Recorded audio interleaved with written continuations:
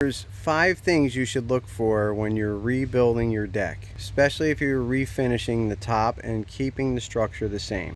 And if you stick around to the end, I'll give you a bonus tip, number 6. Number 1, the board against the house is the ledger board. That's what you mount the structural joist to.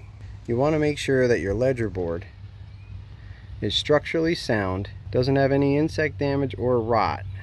Number 2, check your hangers. Make sure they're not rusted and weak.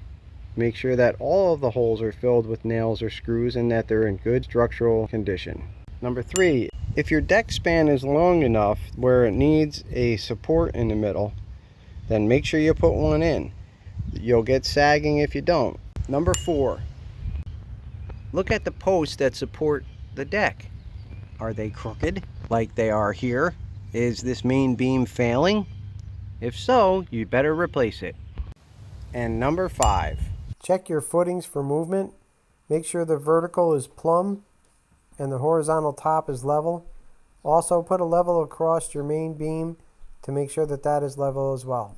Thanks for sticking around to the end. And here is number 6. Check your lag screws that go into the rim joist on the house through the ledger board, and check on your main support beam to see if there are any hurricane ties that tie everything together, and look for blocking in between your structural. If any of those things are missing or they don't look structurally sound, be sure to replace them or check with your local codes to make sure that it's strong enough for your new deck to be put on. Don't be afraid to contact your local building inspector for help. Let them direct you in the right direction. Well, I hope that helps you when you're building your deck. If you have any questions, leave them in the comments below. I'm always here to help. Thanks for watching Home Maintenance Mastery, where I help you build better.